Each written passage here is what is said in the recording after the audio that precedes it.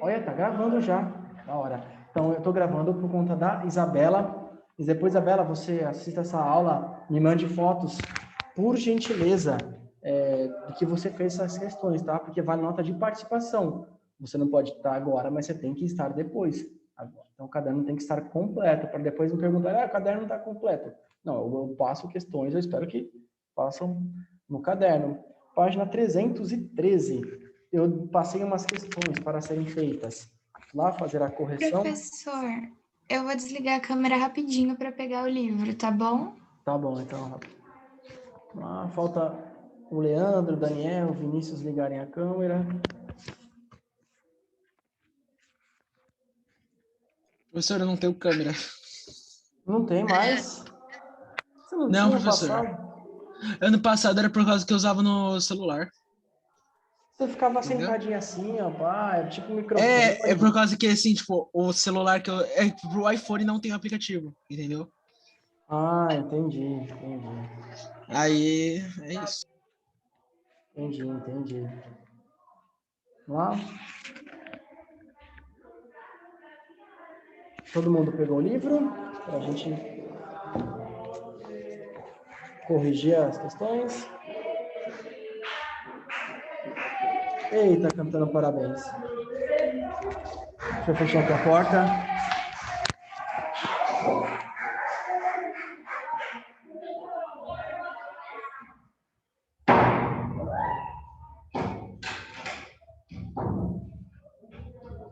Questão número 1. Vamos lá? Qual a proposta relacionada à economia está sendo tratada no texto? A página 313. 13.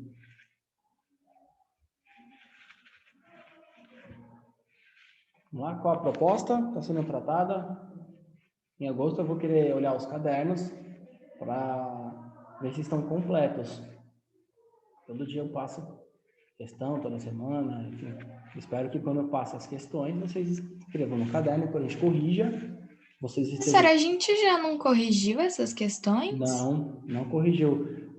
Terça-feira passada você perguntou, tem lição? Eu falei, olha, não lembro de cabeça. Verdade. Aí chegou na quarta, você falou, professor, você falou que não tinha, não sei o quê. Tudo bem, então corrigimos semana que vem. Vamos lá? 1A, qual era a proposta? Eu coloquei que a proposta é de crescimento zero com um mundo de crescimento zero. Ou seja, eles propõem um crescimento que no momento não existe. Também. O crescimento, proposta ecocentrista, focado na fauna, na flora, no meio ambiente, na preservação. Então, essa seria a proposta,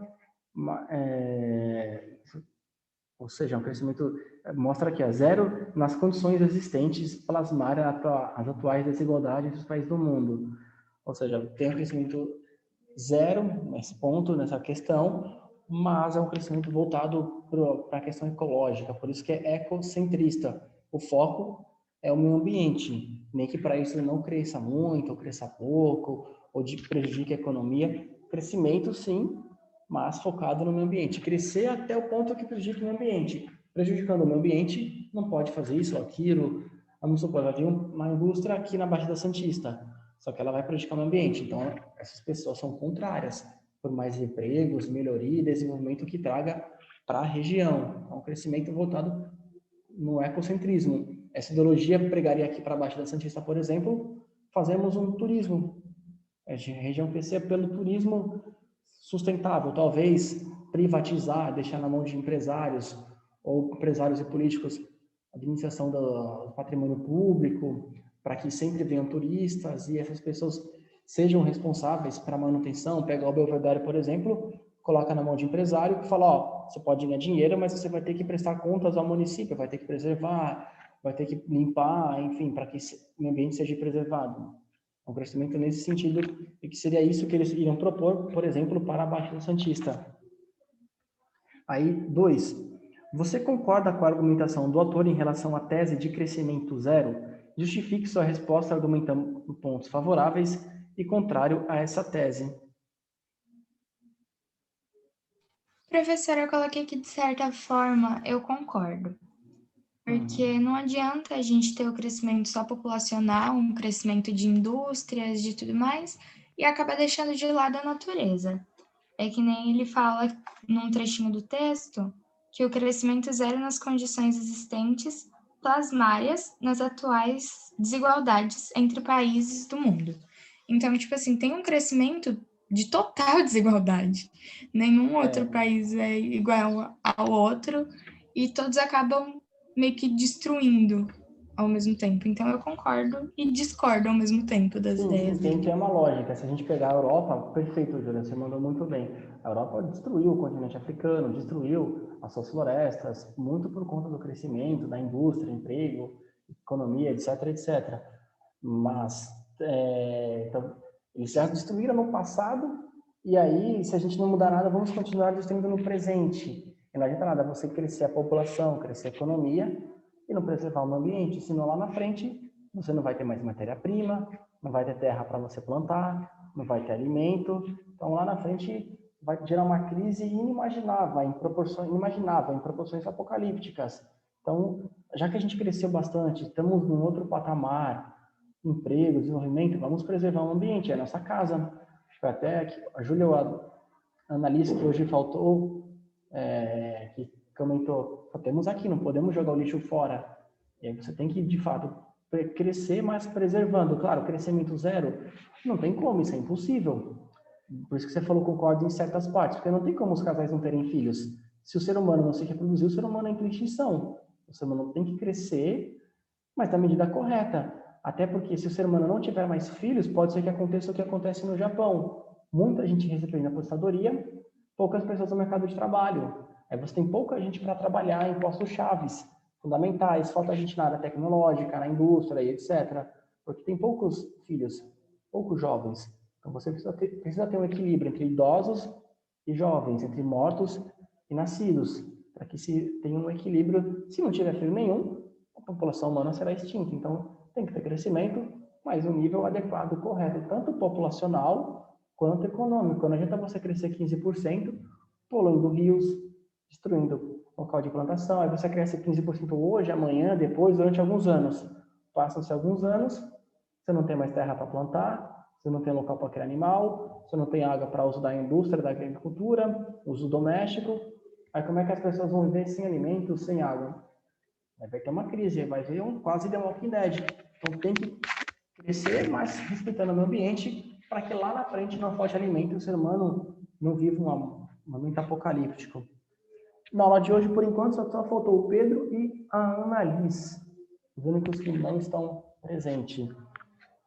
Eles, hoje, infelizmente, não puderam com... O Pedro, não sei se ele está trabalhando aqui na escola, mas eu vou esperar para ver se ele está trabalhando e a Annalise para saber se teve consulta ou que foi qualquer coisa. Se alguém souber, já avisa que eu agradeço. Sim, Professor, ela tinha comentado comigo que não ia estar conseguindo entrar nas aulas hoje. Eu acho que é alguma coisa no Zoom que ela vai ter que desinstalar. Não sei direito, mas é alguma coisa relacionada a isso. Se for, ela teria que ter avisado antes, né? Mas aí, se for consulta médica, é uma outra coisa, que ninguém falta para ela. E o Pedro, talvez eu tenha que ver se ele está trabalhando na escola ou se ele está dormindo. Se ele estiver na escola na outra unidade, por exemplo, aí eu não posso dar falta para ele, até porque ele tem direito a assistir essa aula depois. Então, agora, se ele está na casa dele, aí sim ele teria que assistir. Mas se alguém souber e puder me avisar, eu agradeço. Por enquanto, eu não vou marcar falta, eu vou averiguar para saber. Muito obrigado. E aí, se alguém quiser comentar algo a respeito desse tipo, favorável, contrário, pensamento, é só mandar mensagem ou ligar o áudio e comentar. C. O autor afirma que a política ecológica deve ser realista. O que isso significa?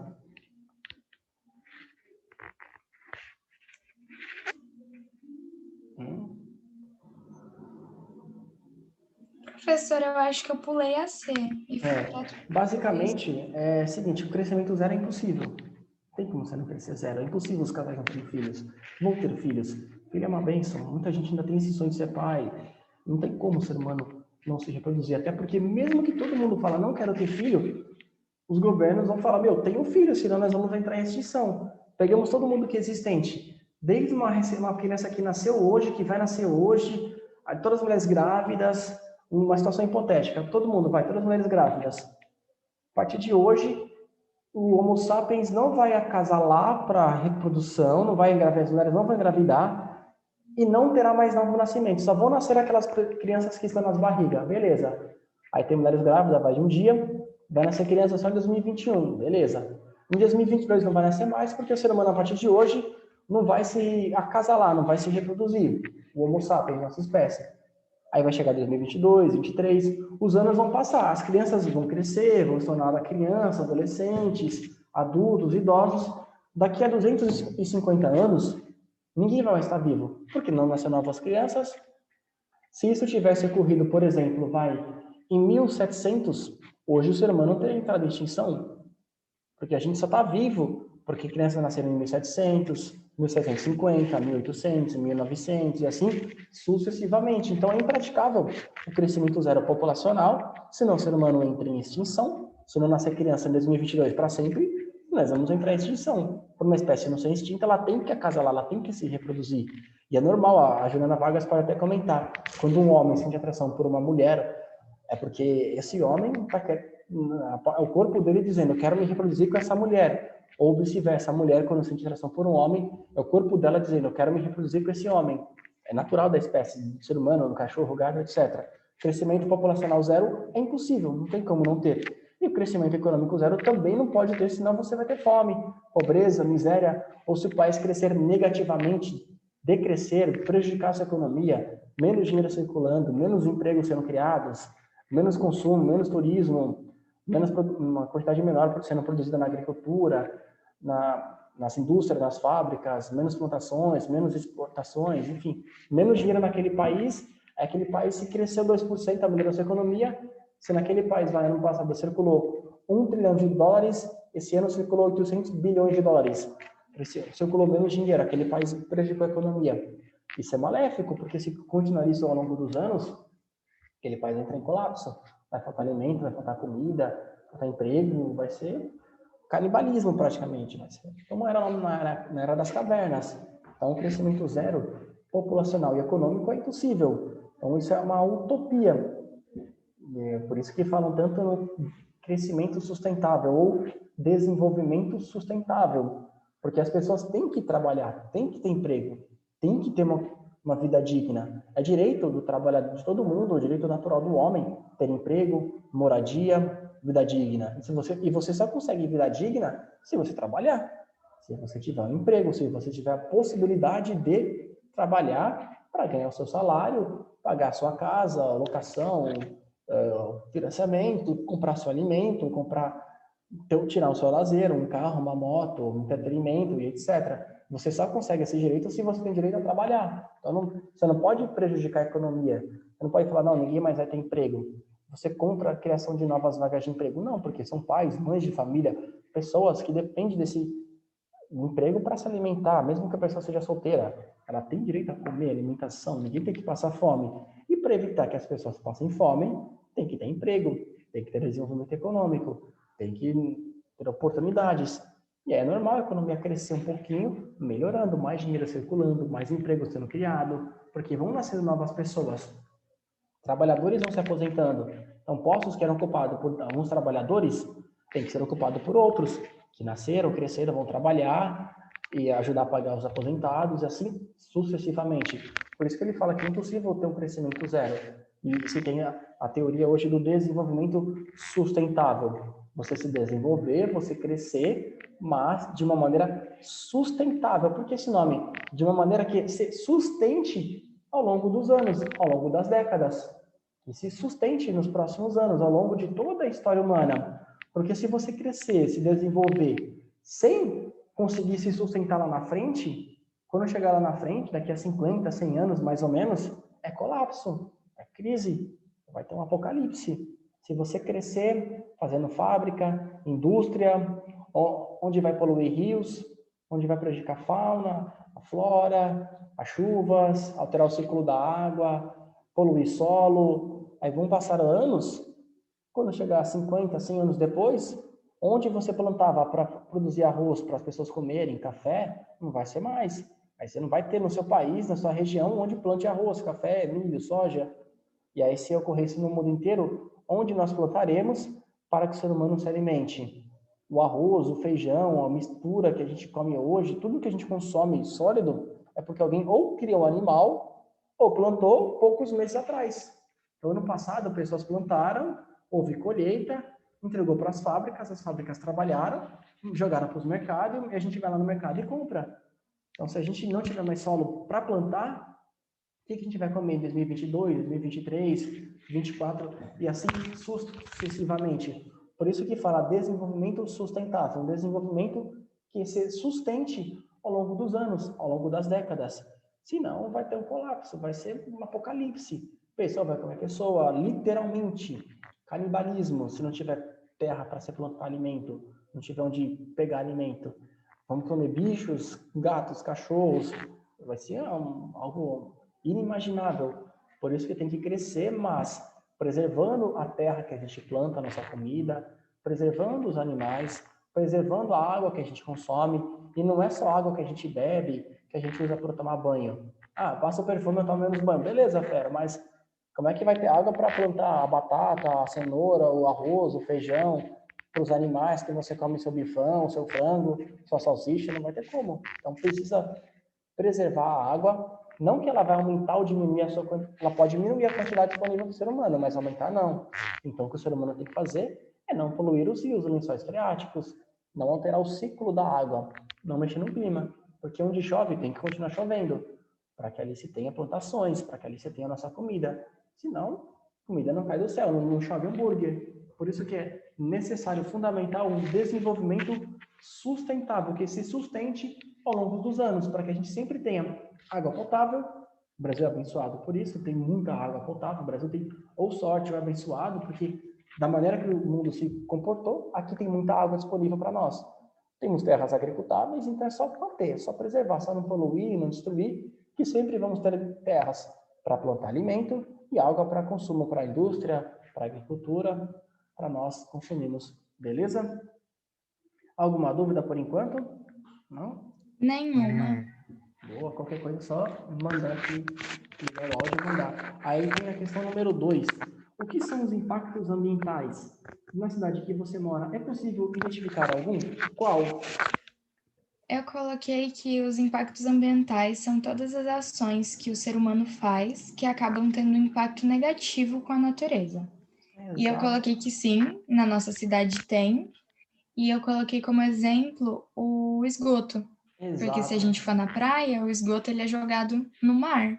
Perfeito. E o mar é nojento, porque a gente entra no mar. E também tem um grande impacto na natureza, jogando todo esse lixo dentro do mar. Perfeito. Ótima observação, é isso mesmo. Um esgoto que vai para o mar, polui o mar, a gente tem uma água completamente suja. É isso mesmo sobre impacto ambiental. É o que a gente faz aqui, alterar o ciclo da água também, com a rodovia, com as ruas, causando enchentes, porque a água que era para cair, ela não entra no subsolo, então ela fica ali parada, empoçada. Aí temos alagamentos que não era para ter, que se não der ser humano, a água cair, entrar com lençol freático, de boa e seguir seu caminho. Outro impacto ambiental. Aqui em Mongaguá é isso. Se fôssemos em Cubatão, teríamos o clima, por conta das fábricas e indústrias. Muito bem, parabéns, Júlia. Excelente. Aí pedia para citar uma ONG ambiental e relata uma ação praticada por essa ONG em prol da preservação do meio ambiente.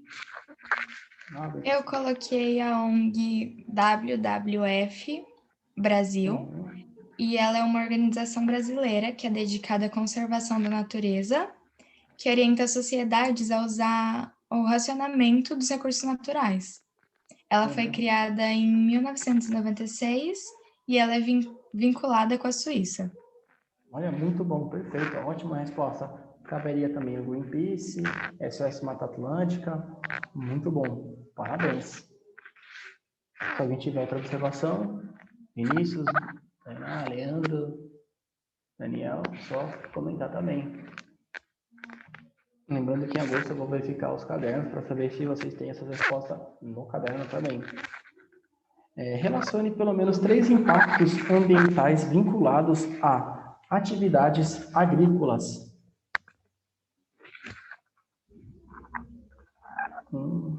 Eu coloquei o professor... Ai, peraí. Ai, perdi aqui a folha. Aqui. Eu coloquei a erosão dos solos, a perda da flexibilidade dos solos, né, por conta da agricultura. Ele não deixa de ser fértil, isso mesmo. O desmatamento e a extinção de animais, que causam um grande impacto na natureza, porque a maioria dos animais, principalmente os roedores, eles que ajudam a plantar a maioria das árvores e os passarinhos também. E toda a cadeia produtiva da agrícola acaba sendo afetada pela modernização dos processos. Então, tudo isso acaba afetando o meio ambiente. Com certeza, muito bem, é excelente, parabéns, isso mesmo. Eles desmatam a floresta para que naquela área eles coloquem bois, vacas, plantem café, milho, soja. Eles poluem rios, solo, deixam o solo infértil por conta do defensor agrícola, agrotóxico, e aí é um processo de guerra. Você tem uma praga, aí você joga agrotóxico, aquela praga morre, só que vem a mesma praga. Com o passar do tempo, aquela praga vai desenvolver uma defesa contra aquele agrotóxico. E aí, nas próximas gerações daquela praga, daquele animal, daquele qualquer coisa que seja, aquele agrotóxico não vai matar mais aquela praga. Aí vai precisar de um agrotóxico mais forte. Aí vai acontecer a mesma coisa. E assim vai indo. Aí cada vez que você usa um agrotóxico mais forte, você mata a praga. Só que tem mais dano para o solo. E aí o solo fica infértil. Ele não fica mais fértil. E aquele local onde você produz alimentos, você não pode mais produzir. Vai ter que ir para outro local. Aí você destrói outro. Aí vai ocorrendo a mesma coisa. Mas tipo uma escalada. Os agrotóxicos matam a praga vem mais forte, as próximas gerações, agrotóxico mais forte, e assim vai indo. Aí o solo fica infértil, você vai fazendo isso no outro solo, e aí vai indo. Perfeito. Muito bem colocado, Júlia. E aí, 5, em nosso cotidiano, como podemos colaborar com a questão da preservação ambiental?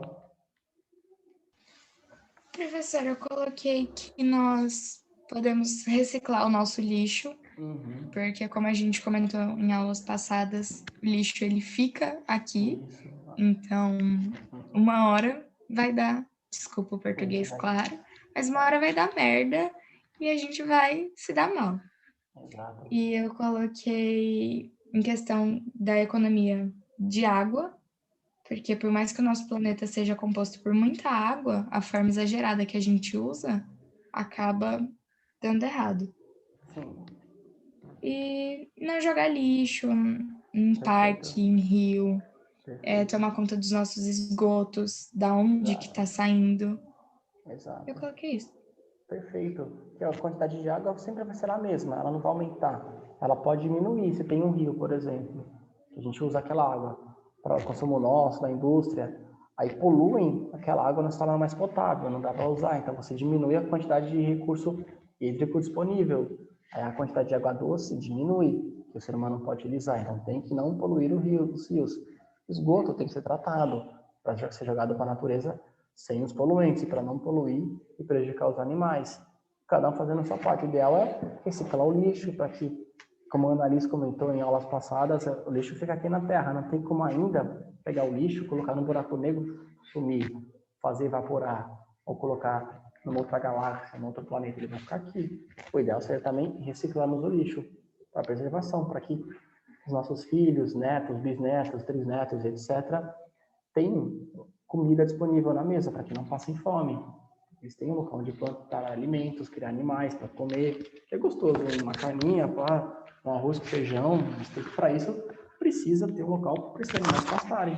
Se a gente prejudicar o local onde eles vão pastar, o local onde vai ser plantado alimento, vai faltar alimento para nós. Muito bem. Aí tinha aqui um olhar cartográfico, reservas extrativistas. As reservas extrativistas concentram-se em 2 áreas. Quais são elas? Como é que vocês colocaram? Eu coloquei na região norte e na região nordeste. Isso, perfeita. Muito bem, parabéns, é isso mesmo. Olha quantas reservas temos no Amazonas, no Acre, muitas. e na região Nordeste. No Centro-Oeste não tem nenhuma. No Sudeste, só no Rio de Janeiro, no Espírito Santo. No Sudeste, só em Santa Catarina. As outras estão tudo no Norte e no Nordeste. Parabéns. Excelente observação.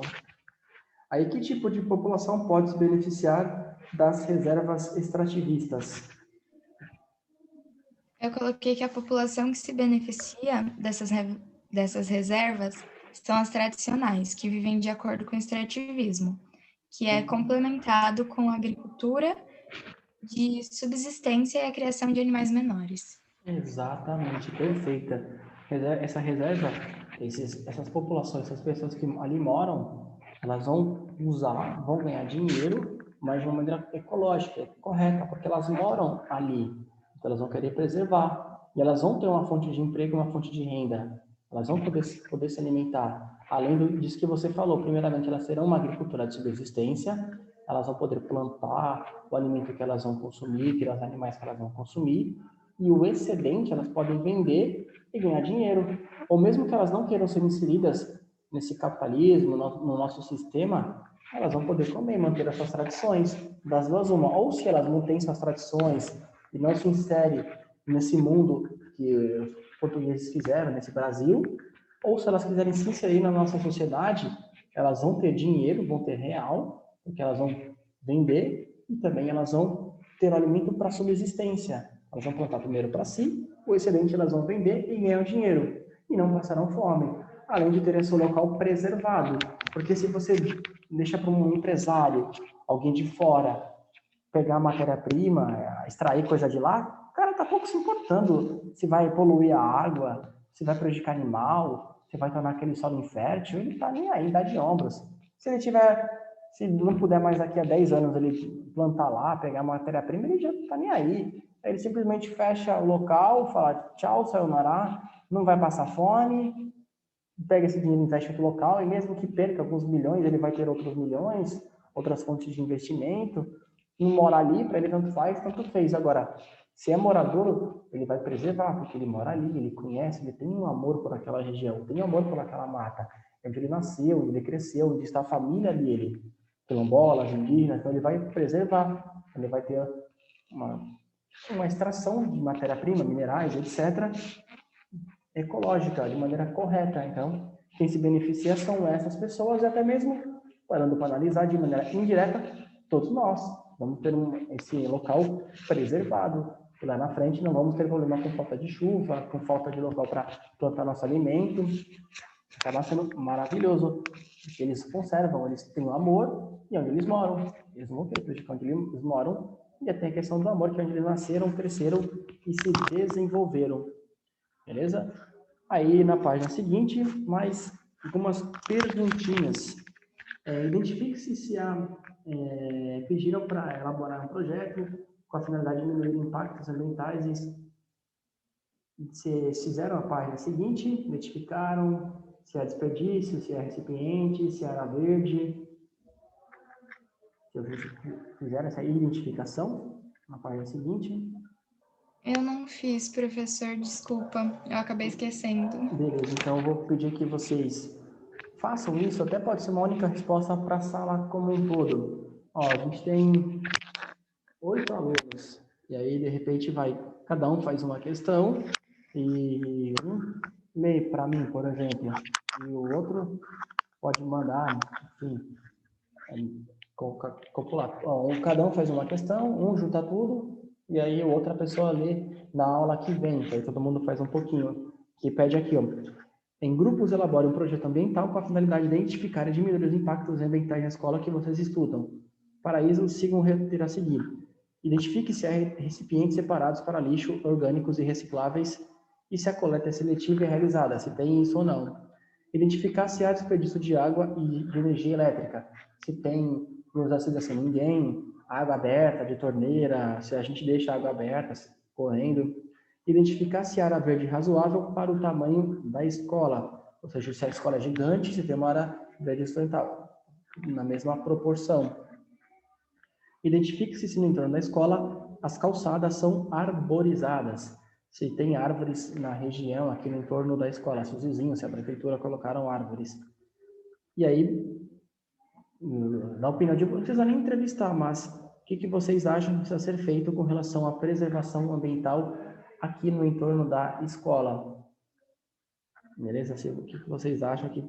E aí vocês formulem propostas para diminuição de impacto ambiental que, porventura, a gente causa. Caso vocês analisem e falem, não, a escola, o entorno não causa impacto ambiental nenhum, então não tem que ser mudado nada. Ou, de repente, você fala, precisa ter coleta de lixo, precisaria ter mais árvores, que aqui tem pouca árvore, que a escola é imensa, um exemplo, na questão número 6. Beleza? Alguma dúvida por enquanto? Nenhum. Não? Na página seguinte, 315, a gente viu isso daí semana passada, que é a questão do equilíbrio, tá? A imagem da Terra e do ser humano, pessoas e recursos, etc. O Leandro tinha mandado norte e nordeste, é isso mesmo, na questão anterior. A gente viu a próxima página, semana passada a gente analisou essa tabela, conversou, população mundial, países com mais alta taxa de fertilidade, filhos por casal, a maioria países africanos. A Nigéria, que a tendência é que se torne o terceiro país mais populoso, tirando os países que têm mais de 1 bilhão, a Índia e a China seria o país mais populoso do mundo. Teria 400 milhões de pessoas, 440 milhões no território pequenininho, muito pequeno. Os Estados Unidos terão aproximadamente 400 milhões de habitantes em uma área muito maior. O Brasil, que tem uma área maior ainda, terá 230 milhões, ou seja, a gente tem terra para plantar, para criar animal, para sustentar o Brasil e o mundo. E só preservarmos, batendo naquela tecla que a gente comentou, vem comentando nas aulas de geografia. A gente olhou esse ponto de partida, demos uma analisada nesse gráfico, nessa questão, e agora conceitos demográficos, agora informações que a gente tem que decorar, memorizar, pirâmide etária mundial no ano de 2005, e aqui a gente vai fazer uma comparação nos anos 80, com relação aos anos 80, beleza? Alguma dúvida por enquanto? Acabando... Nenhum, professor. Opa, acabando a live, a gente vai... Eu vou dar 10 minutos, porque esse vídeo está sendo gravado, eu vou esperar carregar e postar no YouTube desse vídeo para a Isabela assistir, e o próximo também, beleza? Então, faltam 3 minutinhos. Conceitos demográficos. Tem lá, população absoluta é o número total de habitantes de determinado local, município, estado, região, país. Quando esse número é elevado, dizemos que o país ou cidade é populoso. O número absoluto. A China tem 1 bilhão e 200 milhões de pessoas. Essa é a população absoluta que existe ali naquele local. Mongaguá tem 60 mil habitantes, pessoas que moram aproximadamente isso, e vivem, trabalham aqui na nossa cidade. População relativa é o número de habitantes por quilômetro quadrado, o mesmo que densidade demográfica. Quando a densidade demográfica é muito alta em um lugar, dizemos que ele é bastante povoado. Por exemplo, vamos pegar a China e o Brasil. A gente pega o tamanho da China e divide pelo número de pessoas. Pega o tamanho dela, milhares de quilômetros quadrados, e divide para milhões de pessoas. Vai dar poucas pessoas por quilômetro quadrado. Agora pega o tamanho do Brasil e divida pelo número de habitantes. Aí você vai ter, por cada quilômetro quadrado, pouquíssimas pessoas.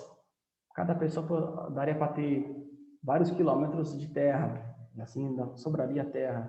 Isso é a população relativa, o número de pessoas para aquele espaço. Peguemos, por exemplo, a previsão para 2050, na página anterior. A Nigéria vai ter aproximadamente 440 milhões de pessoas. Um local pequenininho, um local muito pequeno, país bem pequeno. Já os Estados Unidos terão aproximadamente 400 milhões, 40 milhões de pessoas a menos que a Nigéria, em um espaço muito maior. Mas se você fizer essa conta, você vai ver que a densidade demográfica na Nigéria é alta. Serão muitas pessoas em pouco espaço. Vai faltar espaço para plantar, espaço para criar animal, espaço para as pessoas morarem, ter casa, todo mundo vai morar super apertado. Então, a densidade demográfica será muito alta. a população relativa à densidade demográfica. Taxa de natalidade é o número de pessoas que nascem a cada 1.000 habitantes em um local ao longo de um ano. Ou seja, pegamos Mongaguá, a cada 1.000 habitantes nasceu quantas crianças? Ah, nasceu uma, duas. Ah, então tem 60.000. Se a cada 1.000 habitantes nascem 2 crianças, vão nascer 120 pessoas naquele município. Taxa de mortalidade é o número de óbitos por 1.000 habitantes ao longo de um ano. Por exemplo, a cada 1.000 habitantes, quantas pessoas morrem em Mongaguá? Quantas pessoas morrem em São Paulo? Porque nesses gráficos você não pode trabalhar com valor absoluto, porque São Paulo vai disparar sempre, Mongaguá sempre vai ter baixa taxa de mortalidade. Aí se compara a cada 1.000 habitantes. Vamos supor, Mongaguá, a cada 1.000 habitantes morrem 60 assassinados. São Paulo, a cada 1.000 habitantes morrem 2 assassinados. Claro que em São Paulo vai morrer muito mais pessoas, porque é muito maior. Mas, nesse caso, Mongaguá estaria mais violento que São Paulo, porque a cada 1.000 habitantes. Beleza?